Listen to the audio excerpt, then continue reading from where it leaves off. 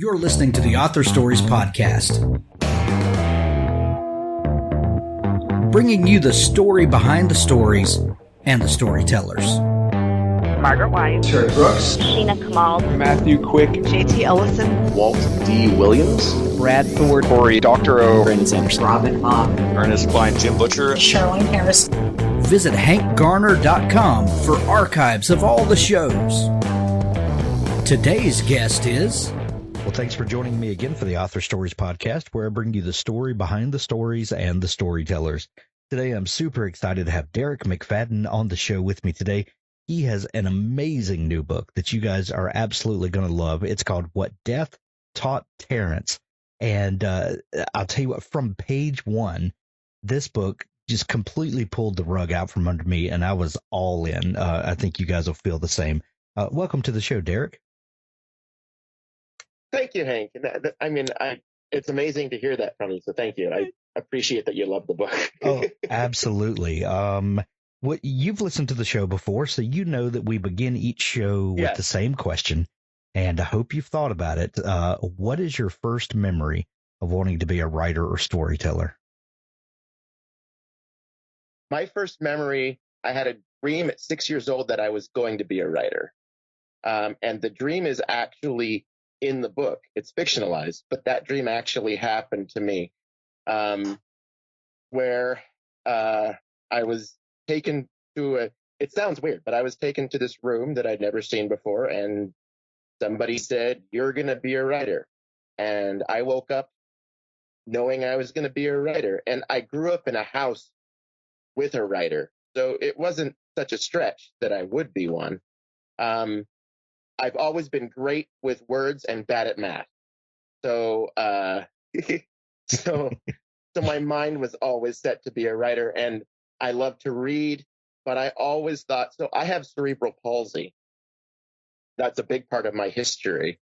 And I always thought that when I read a book that the characters who are handicapped are in one of two camps. Either they are the saint teaching the able-bodied how to live, or they're too broken to matter and they're a side character. And I'm neither one of those. Right. And I wanted to write a book that, I guess, reflected that. Well, one of my best friends growing up, and we're still very close friends today, Doug Bradley, it has cerebral palsy as well. And I remember going all through school, and he was in a wheelchair, and but we didn't treat him any differently than everyone else. We would play touch football in the yard, and Doug would be there in the mix with us and getting banged around and knocked around just like all of us. And he kind of developed a dark sense of humor about it that a lot of people with circumstances do, of course. But it was not until much later in life that we started seeing how other people behaved, and how, and of course, as a kid, you would notice how people would treat our friend, and you know that something was different. But it was not until much later in life that that you were told how to behave in polite company, so to speak. But kids just they just accept each other. It's so weird that we teach kids how to be weird around one another. Right, and I agree with that. I think having friends is important for everybody, but when you're disabled like me, or differently abled is how I like to word it. Sure. Having a friend who will be there for you through everything is super important. My best friend and I have been best friends for 30 years. And from the second we met, I think it was obvious to me that we were going to be best friends. And he was always supportive of everything I wanted to do. And when anybody would try to bully me, he was always there saying, "No, he's cool." And that meant a lot. If a kid stands up for you at that age, at like 8 or 9, it means a lot, because he's got a group of friends. And if he says don't mess with him, then they won't mess with you. Derek, you mentioned that you grew up in the same house with a writer. Who was that writer to you? Yes. that's my dad. Okay. And so I remember my first memory actually is at 2 years old. I don't know. I got put in timeout for something. I was, go to your room, that type of thing, right? I'm 2 years old, so I must have done something terrible. Who knows? And but I remember that, like, I stayed in timeout for like 10 minutes, and my dad came into my room, and he just goes, "I'm going to be a writer. I have a story idea. It's going to be awesome. Come out of timeout." So he was so excited for this idea that, like, my timeout didn't matter anymore. Right? That's amazing. And I totally understand that as a writer, because we get this idea in our head, like, and it's like, oh, this is the story I can't wait to write, and then, like, nothing else matters for that bit of time.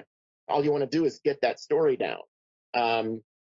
The key with writing, and at least with writing novels especially, is keeping that inspiration at the same level as you go.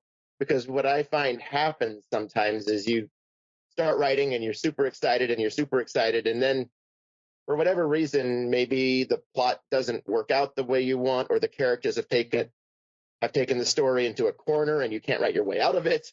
I mean, a lot of writers have stories that go nowhere eventually, right? They're 20 or 30 pages. But yeah, I think, and he spent years working on that specific novel, but he did finish it. I mean, it didn't end up going anywhere. I think he might have self-published it, honestly, but I can't remember. Well, that's fantastic that you had that influence. And it doesn't matter, Yeah. what your dad wrote or how he pursued publishing or any of that. The fact that he shared that experience with you and, gave you some encouragement along the way, that's priceless in a writer's life. Well, it is, and I say that because he ended up putting that first one out, and that was years ago, back when self-publishing truly was vanity publishing. I mean, before it was what it is now. Sure. But he ended up searching for. We were actually both querying agents at the same time. I had my novel, and he had like 3 or 4 of his, and he was querying, and I was querying. And one day he came downstairs to me, and he said, I found an agent who wants to represent me. And it was a special moment. And he said, she's going to be in town. Do you want to go have dinner with her? I think he wanted to have a friend in the room in case something went haywire or the meeting didn't go perfect or something. So I said, sure, I'll come with you. And it turned out the agent turned out to be an amazing lady. And a couple of, like, maybe 3 or I think it was probably a month later, she messaged me and she said, I need a second reader. Would you be willing to be my second reader? So I've been doing that for about 4 or 5 years. Wow. With her. That's amazing. Yeah. That is so cool. How stuff happens is crazy sometimes. Absolutely it is. Derek, what was the I know that before your novel, What Death Taught Terrence, you've also written some other things, and you call yourself a poet and novelist. What was your first love of poetry that showed itself? Poetry love came late. I mean, I loved reading and writing early, but poetry love came in high school when I had a really good English teacher who wouldn't just have us read the poetry. He would read it to us, and he would use the inflections perfectly. I mean, the key with poetry is knowing how to break the stanzas right, in my mind. If you don't know how to read poetry, you could read it very wrong sometimes. That's why it's really a different art form than, I mean, obviously it's different than prose, but it's very different. Like, and so with my book, I put I put one poem at the beginning of each chapter. And the idea with putting a poem at the beginning of each chapter in the book is the poem is a bit of a hint at what the plot is going to do in this next chapter that you're about to read. Yeah, I love poetry. I think Robert Frost and Emily Dickinson were my first real loves as far as poetry goes. What do you feel that that writing poetry does for your prose writing? And let me break that down. What I mean by that, we know that when you write poetry, an economy of words is crucial. You need to say what you're going to say, and you need to say it as succinctly as possible. It needs to abide by whatever the rules of the particular poetic method is that you're dealing with. The right cadence, the way the stanzas break down that you mentioned earlier. But Right. you kind of set rules for yourself in the beginning, and you have to adhere to those rules, and you have to say what you're going to say, and you have to say it not only succinctly, but you have to figure out a way to say things in a way that will convey information you're not telling the reader. So, for instance, maybe Yes. allusions. You need to allude to things and get this point across without necessarily saying it. So those tools, all those things that you acquire as a poet, do those things bleed over into your prose writing? And do you take some of those tools that you collected and bring them over to the side with you? Absolutely. I think the key thing I learned from poetry is that economy of words. It's because in my prose, before my novel and before I truly learned how to edit with the person I edit with, as far as the agent goes, I'm quite wordy sometimes. I can get pretty verbose, and what I realized is if I'm trying to make a point to the reader, sometimes it's not useful to be as flowery as I want to be to show that, oh, look, I know this word, or I can use this word correctly. The reader doesn't care about that, right? I mean, especially if what you're reading or if what you're writing for is commercial literature. They want you to tell the story. And so showing all the words is kind of pointless at times. Obviously, you want the writing to be beautiful, and I hope I've done that. But with poetry, what it shows you is I can say in 5 words what I said in 20. So if I can say in 5 words what I said in 20, let's do it the 5. Right. I fully agree. And there's there are things that we learn from poetry that will help us tell a richer story. I can tell you exactly what happened, but maybe poetry gives you some of the tools to help the reader feel what you're trying to say. Yeah, I think that's key, especially the first bit of writing I did really was, serious writing was in journalism class. And of course, in journalism class, they teach you, it's just the facts. It's Dragnet. It's Joe Friday. Just tell me what I need to know. Okay, that's perfect. That's fine. But that's reporting. Right. And that has a place. But if you are writing fiction and you're trying to get somebody interested in your story, you don't always want to tell them. That's the other thing. You don't want to tell, you want to show. Right. And it sounds like a simple rule, okay, but it's really not, because people will always say he felt bad today or he felt bad yesterday, and it's like, don't tell me he felt bad. Tell me how he felt. Right. Like, truly, why did he feel bad? Was he sick to the stomach? What did he have? Did he eat some bad oysters and he's got food poisoning?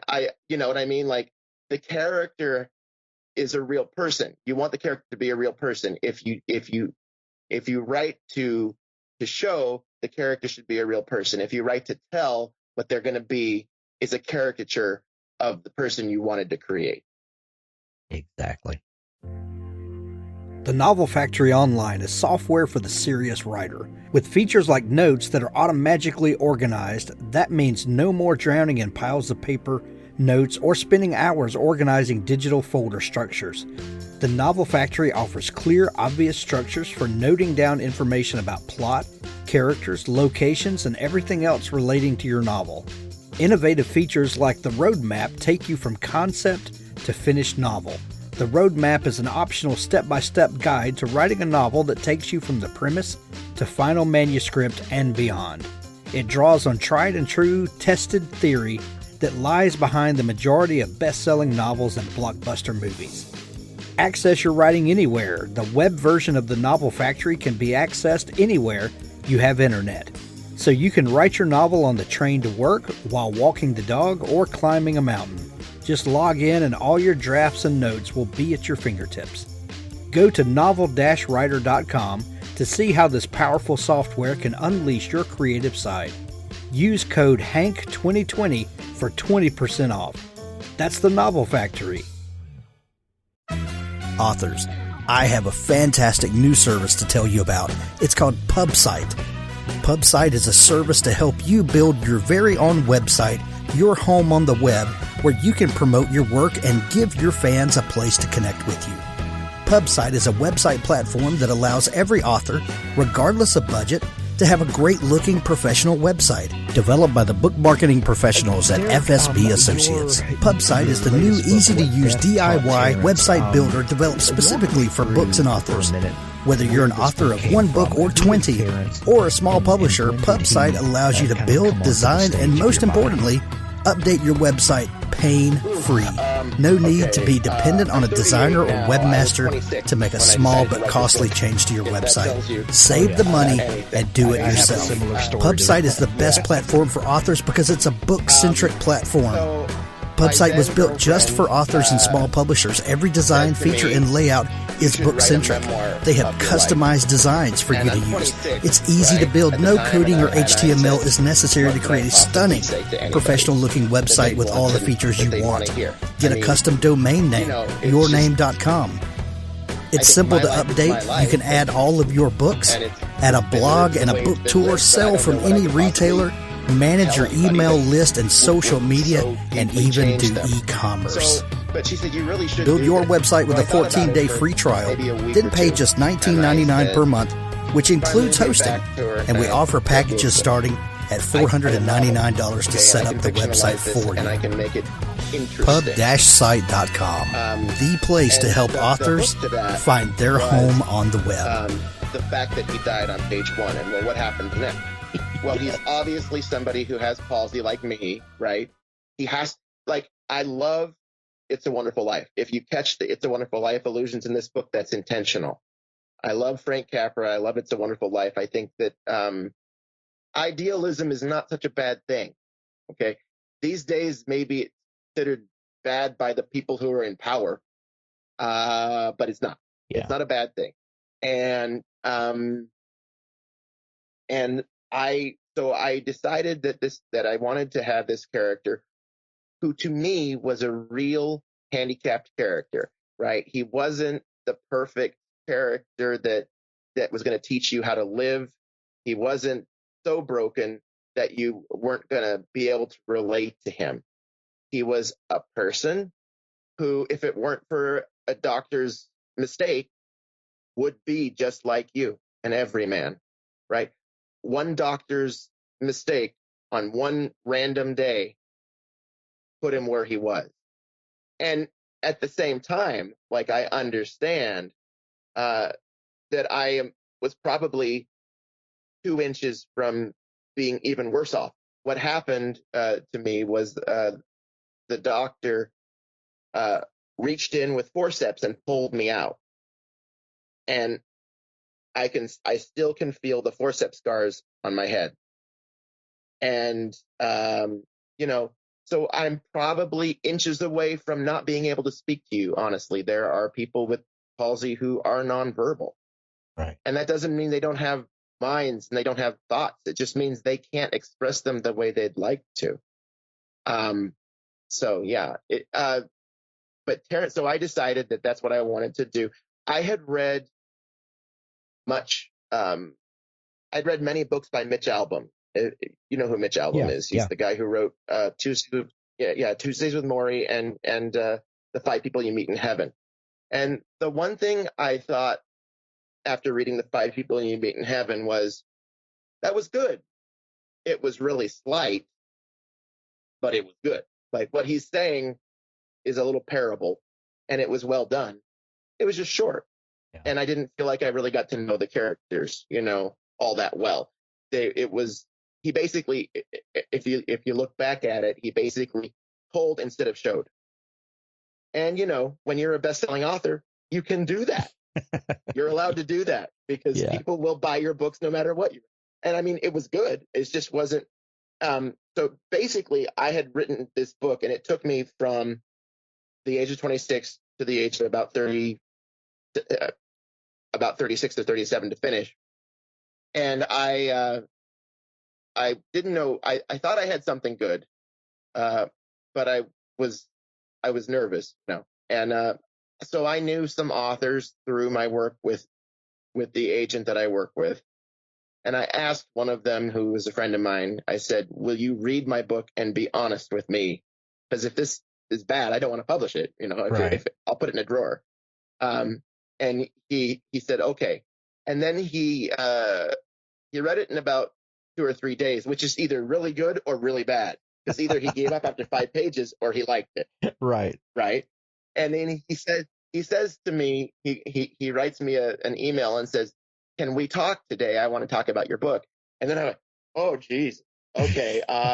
Sure. Yeah, okay, great. So I pick up the phone, and I'm just like, all right, give it to me straight. What do you think? And he says, well, you're writing a kind of a Mitch. He said, you're writing kind of a Mitch Albom book here. And I said, yep. And he goes, the thing is, you've done it better than Mitch did. Wow. And he was serious. And I was just like, I kind of fell out of my chair. I said, you got it. He said, oh, I absolutely got it. He said, this should be out now. And I knew I had something at that point, because he would have been honest with me if it was really bad. Right. And you need those people that will tell you the truth. Yes, writing groups and critique groups. Honestly, the thing I've learned too about, because I've been working with books, is sometimes people send their books to agents looking for representation too damn early. Yeah. And what they need is 2 or 3 more drafts, a beta reader, a critique group. Seriously, we don't want, the thing is, no agent wants to say no, but there's a limited amount of publishers that can publish you. There's a limited amount of agents who can represent you. So when you send to an agent, you need to put your best foot forward. We can make your book better, but I mean, that's our job, but it needs to be the bones of what it's going to be first. Right. And the thing about working with an agent is sometimes I'll work with a book that is from an existing client of hers, and then I'll read through and let her know what I thought the whole way. We can give notes. Or sometimes I'm reading a submission that comes from a query, and they've sent in the first 50 pages. And I can tell in 5 pages if the book is good, because I can tell in 5 pages if the writing is good. Right. And so sometimes we give the book 5 to 10 pages. If your hook doesn't happen in 5 to 10 pages, sorry, there's other books, and we have to move on. And I feel bad about that, but that's what writers have to learn. Hook the reader first before you do anything else. Derek, let me ask you this. You said that the book took you basically 10 years to write. Is that because you as a person needed to grow in that 10 years? And did the did the gist of the book change over that period of time as you changed, or was it just the book is always what it was always going to be, and it just took you that amount of time to get up your confidence and to get in the right headspace? Did the book change, or was it just you as a writer maturing? Oh, I think I did mature, but I think the book definitely changed. I think what happened was the first 2 years. I was able to finish draft 1 in 2 years, but that was only 40,000 words. And I didn't know anything about the business really, but 40,000 words ain't going to do it. Right. And so, and then I did another draft, and you got to know that the whole way I'm doing this, it is painful, because the way I write is I type with 2 fingers only. That's all I got. Right. So I don't write fast. And so here I started out with 40,000 words, and basically the way I write is there's a skeleton of the scene that I want to get done. And then I'll fill in the detail later, because I'm also legally blind. So the thing about it is I realize I don't see what a quote unquote normal person would see. So if I'm going to have a main character who has my palsy, who has my same stuff, then he has to be me. And I have to not only show you what he sees, but communicate why what he sees is different from what you see, and how it's different. Not just why, but how.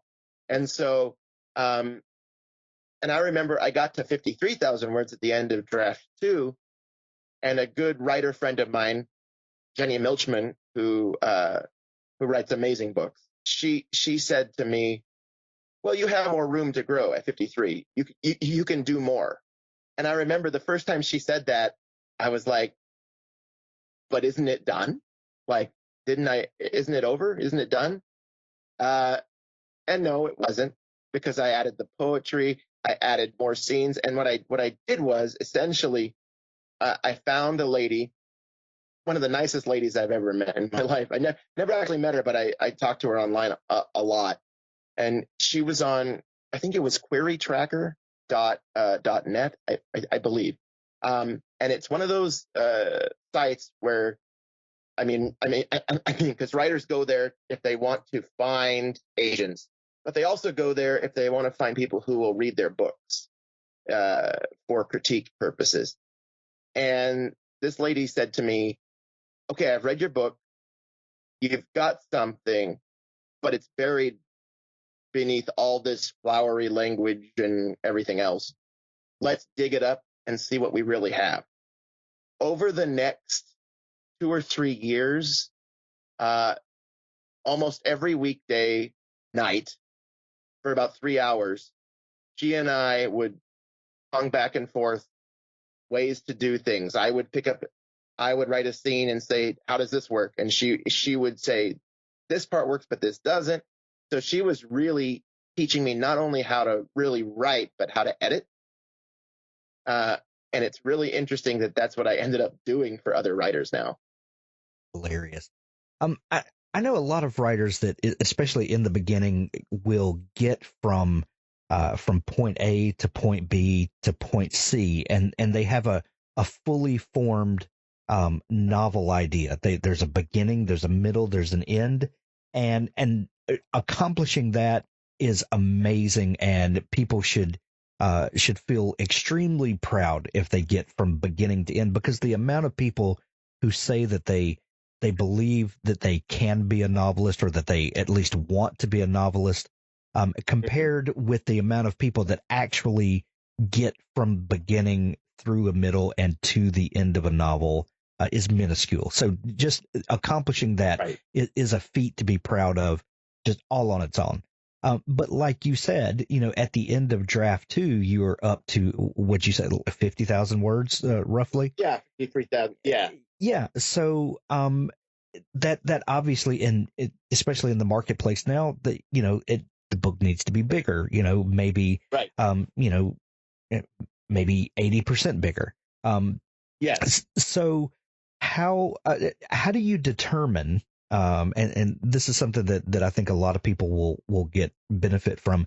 How do you determine if the book, the existing scenes just need to be fleshed out, add more detail to, beefed up, slow down as a writer to add more detail instead of rushing through scenes, as opposed to I need to add more scenes, more needs to happen in this book. I guess what I'm asking, how do you know if what you have is enough, it just needs to be beefed up, or if if there's still more story to be told? For me, it's about characterization. If you want people to love a character, but he's in 2 scenes, you're not doing enough.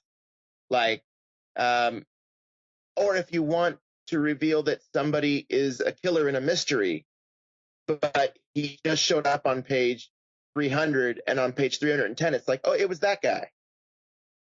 No, you need to build in the evidence, the clues that lead you to this character. You need to build in, if for a book like mine, the characterization that's going to tug at your heartstrings, that's going to make you feel when a character dies, and you're going to feel either bad or good or whatever. However, essentially, the writer's job is the same job of a director, right?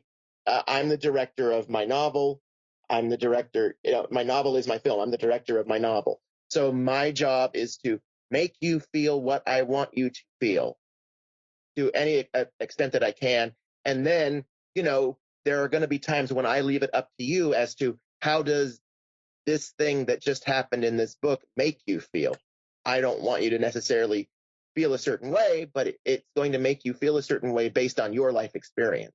And the idea for what Death Taught Terrence was, everybody's life experience is different, but it's not as different as we think it is.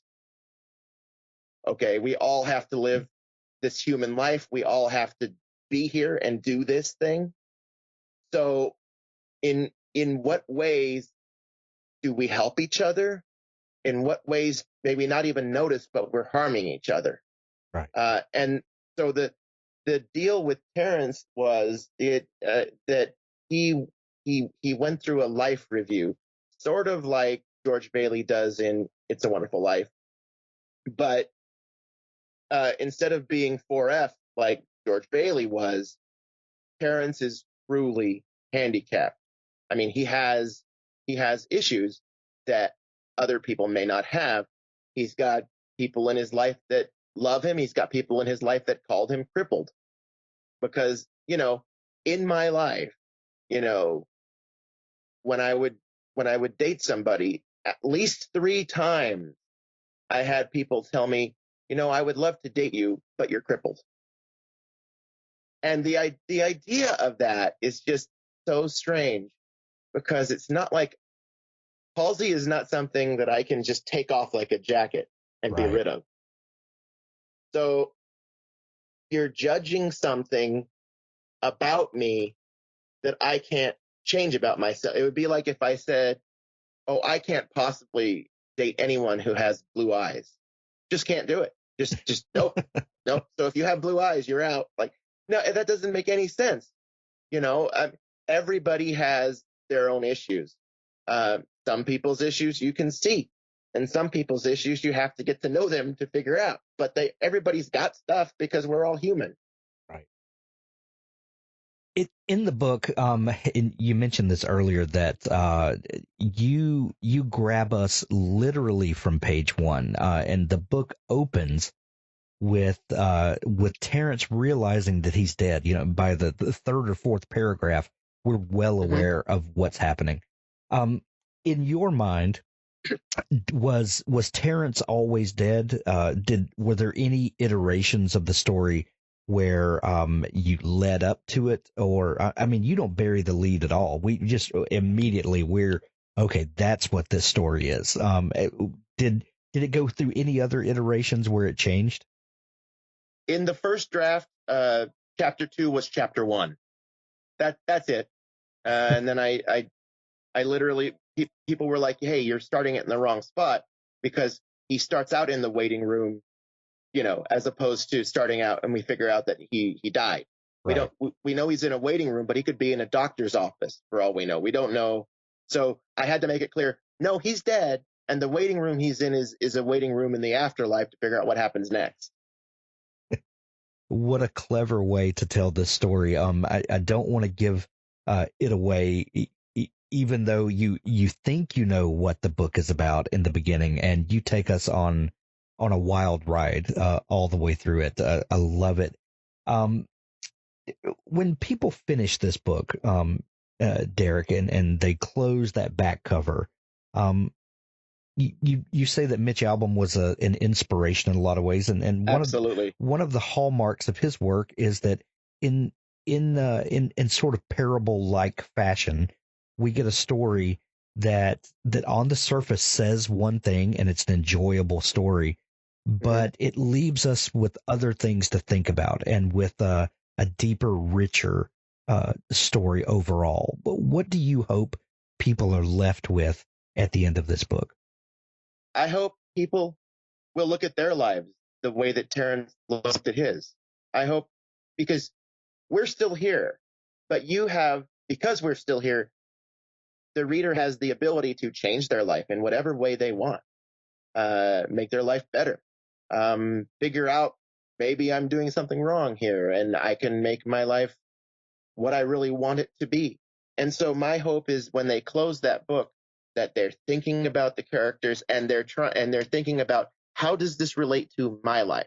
Because that's the idea of the story. That's why I wrote it. It was to show you, what it's like to live with palsy, but it's also, and more broadly and kind of more importantly, to show you that we all have to review our lives, and we should. And hopefully a book like this will allow you to do it before it's too late and before it's over, essentially. Well, I can't wait to see what you come up with next, Derek. Now that what Death Taught Terrence is out, available to the world, you've got to be working on a new story. Is there something else in the works?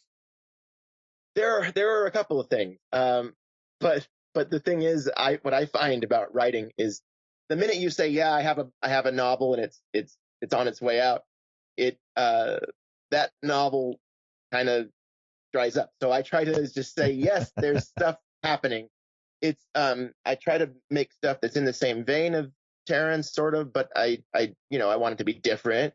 But yeah, no, I remember one time I told somebody, oh yeah, I got this novel and it'll be out in a year or whatever. And of course, the next day I went to write it and nothing would come. So I had to put it away.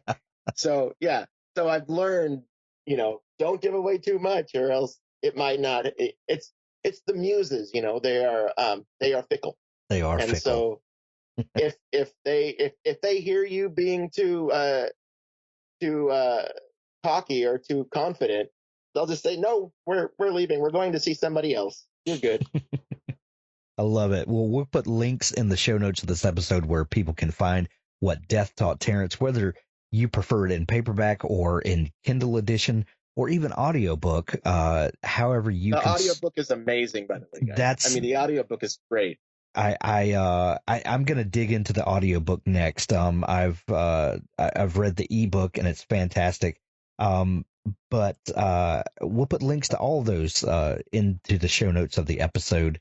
BJ Harrison narrated the audiobook, is that right? Yes. He's amazing at it. Yeah. That's fantastic. Well, Derek, if people are just discovering you and want to dig into all the great stuff that you do, is there a place they can connect with you online? Yeah, I'm on Twitter at dwrites98053, and then I think my website will be changing eventually. We're going to make it more book centric. Originally, it was just a blog, but it's my name at McFadden.com. So eventually, we'll be switching it to a more book centric form because, I like to have people buy the book. Absolutely. We'll put links to all those places in the show notes of the episode to make it easy for people to find you. Derek, this has been so much fun talking. Thank you so much for taking time to come on the show. Oh, thank you for having me, Hank. I appreciate it. Do you want to get paid to write stories? Do you enjoy collaborating with other talented storytellers? Do you want to work completely remotely and set your own hours? Relay Publishing is looking for writers and editors to work on fiction projects across a range of genres, from thrillers to sci-fi, fantasy, and romance. The Relay process is extremely collaborative, in the same vein as a TV show's writer's room. If you're a story geek, then you'll be on a great team. There are 7 ghostwriting positions and 10 editing positions currently available. Please go to www.recruitment.relaypub.com. That's www.recruitment.relaypub.com for more information on how to apply. Join a great storytelling team today. What Death Taught Terrence by Derek McFadden. Life is a journey. So is the afterlife.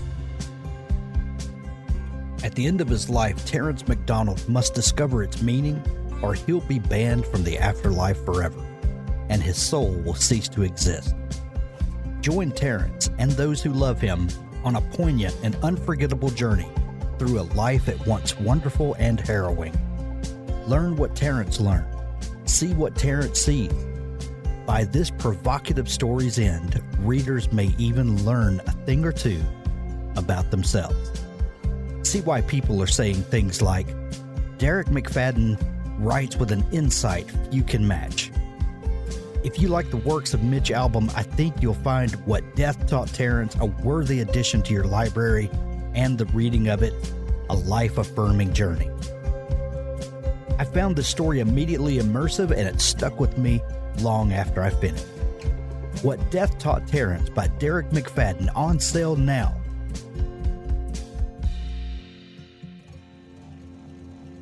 Invasion Day, the first book in the They Came for Blood series by Scott Moon. David Osage is a dangerous man with a complicated past, but these days he's just trying to keep his head down, driving big rigs. One night he saddles himself with a hitchhiker, a nuisance who's more than she seemed, and that's when everything changes. No one was ready for an alien invasion. Death is raining from the sky, and the only questions left is, do you run, fight, or submit? For David Osage and his family, answering is as easy as giving the alien invaders the finger. Grab Book 1, Invasion Day, in the They Came for Blood series, and then follow it up with Book 2, Resistance Day, and Book 3, Victory Day. Available at Amazon.com.